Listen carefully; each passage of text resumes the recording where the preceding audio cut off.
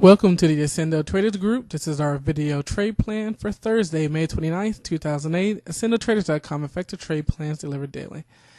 Each day we have our routine that we go through to make sure we're on the right side of our trades. We want to check news and other market moving events to make sure that we're aware of what could affect our positions. And as always, we want to make sure that we have time to spend with our families. Today in the market, we had a nice little roller coaster ride for our Pittsburgh folks. We had Jackrabbit. Better than expected earnings from retailers had our market starting off for today. Durable goods was better than expected.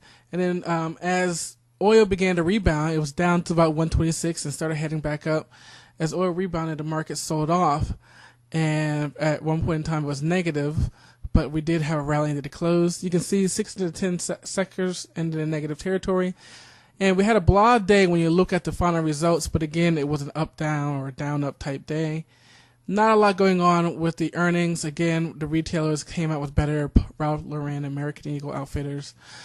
Some upgrades, nothing really of importance. We even had some coverage initiated on First Solar and DO. But again, nothing that I think that moved the market. And, you know, the results show that.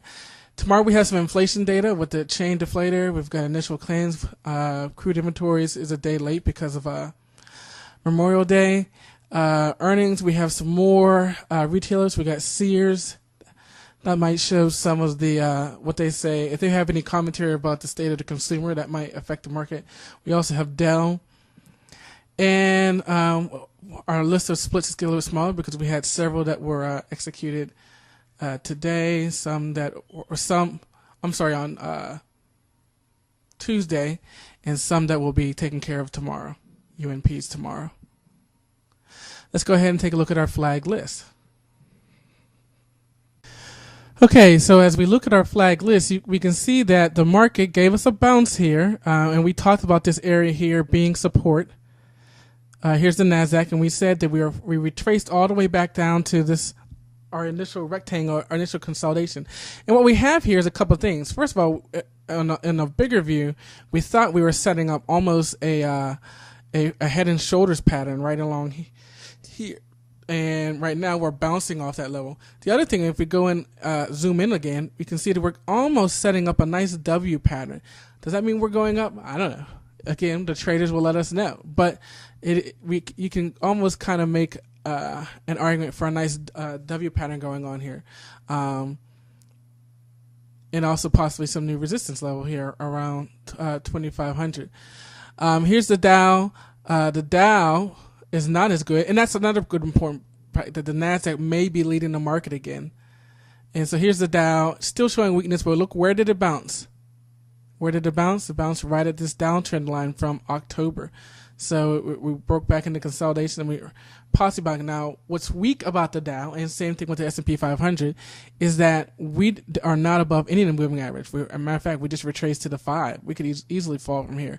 With the NASDAQ, you can see that not only did we bounce, but we bounced above the moving averages. So that's certainly a better, more comforting feel for the bulls. Here's the S&P 500, and it kind of the same thing again. Our head and shoulders pattern played out, came down, kind of bouncing. I'm not going to say it did bounce, but it bounced around our downtrend line from October. But same thing with the Dow. This one closed at resistance, 1390, and it's still below the moving averages. So we're still in an area where we can go either way. Now, we have inflation data tomorrow, so that certainly could affect the market, but we'll have to see what happens. Apple, we are playing the bounce here off the trend line, and look, we kind of got that. Certainly like it. And feeling a little bit better. Now, the conservative entry is still up here around 191. But I don't have a problem as much with an aggressive entry right around 188, 189. That's more aggressive. A&R, look at that bounce. We were playing this. We said that it didn't violate anything. Let's keep on. And anybody that was watching this today got a great breakout. So at this point, it's moved too much, and we're going to unflag it. Our put play on American Express still have all these wicks. It does not seem to want to break this gap from here. Does not seem to want to break that here. So I'm going to unflag it for now, and if it comes back down to the wick tomorrow, maybe we'll look at it for Friday. But for right now, I'm going to unflag it and see if we have better trades in our new stocks. Look at our bounce on the Baidu. First of all, we can extend our rectangle over a little bit. There you go. And you can see this one hasn't broken the moving averages. This one looks like the Dow and S&P 500, except well, it's above the 5. I would say you definitely have an aggressive entry if we get above 350. That's aggressive. That is aggressive. Let me clear. Let me say it again. That's aggressive. But so I'm going to keep it flagged just to see if we actually do break that level. CF, and you can see basic material stocks today just did great, and it's worked its way right back into our consolidation rectangle from before. So certainly if we break these wicks around 141, we possibly can head up here, and if not even higher. I'm going to unflag it for right now, though, because I'm not going to play it right now. Let's see if it gets up here before I go get it. But I like the fact that this one bounced, and it's above the moving averages. And also, again, look what we were talking about with this one, that this support level. And look where I love it when that happens. These wicks come right down and bounce off these support levels. I'm geeky like that. And here is CHK. Also bouncing at the 50. But it's still not above the moving averages. And because of that, I'm going to go ahead and unflag it for right now. I'm not going to play the bounce. And while I'm over here, I want you to go ahead and take a look at the list, and you can see what I've unflagged and what I'm keeping. Because of the time, I'm going to go ahead and end this portion right here, and you can download the podcast version to get the full version and also the new stocks that we're going to end. Let's go to the education portion of our video. Okay, and now we're ready to go to the education portion of our video. The book we're using is Trading in the Zone by Mark Douglas. And we're talking about the lure of trading and some of the dangers. And when we last got together, we were talking about that the market is just a constant stream of data, and that our experiences, both background and prior, give meaning to those ticks, gives meaning to the data. And that there's no rules in trading. There's no rules saying, the opening price or what you want to have exactly happen. And Mark goes on to say, because a lot of people compare the risk of trading to gambling, but in ways, gambling's actually a safer environment. And he talks about how there's built-in rules in gambling, that if you wanted to play blackjack, you have to first decide if you want to pay the ante. Do you want to pay to sit down in the chair and get the hand dealt to you? You have to make that decision. They're not going to deal you a hand until you ante up.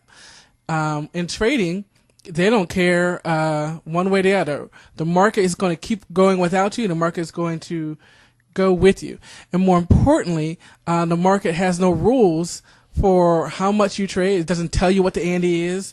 It takes, it's like a circus. Come one, come all. Heary.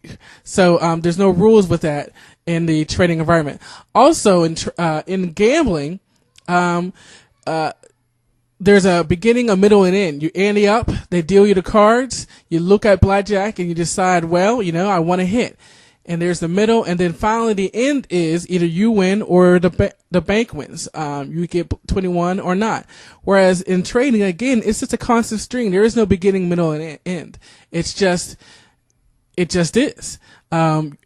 You can consider the beginning where you enter the trade, but the market doesn't consider that the beginning. The market just goes, and where it stops, nobody knows.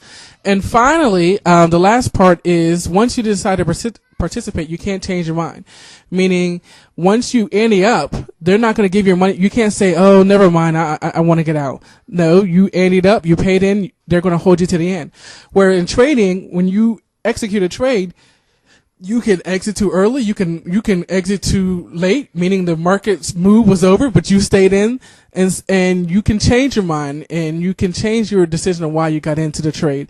So it's different from that aspect. So there are definitely some differences between trading in the market and gambling, with the rules. So again, our theme for this, our first chapter was about accepting the risk of trading, and in this chapter we're talking about, designing rules to trade.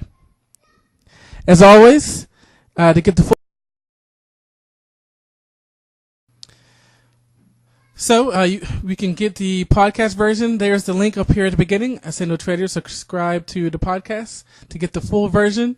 We always appreciate the feedback, feedback.html. And there's our blog to get more information about trade plans and technical analysis, and more things are being posted each day, every other day. And as always, trade at your own risk. I will see you guys tomorrow.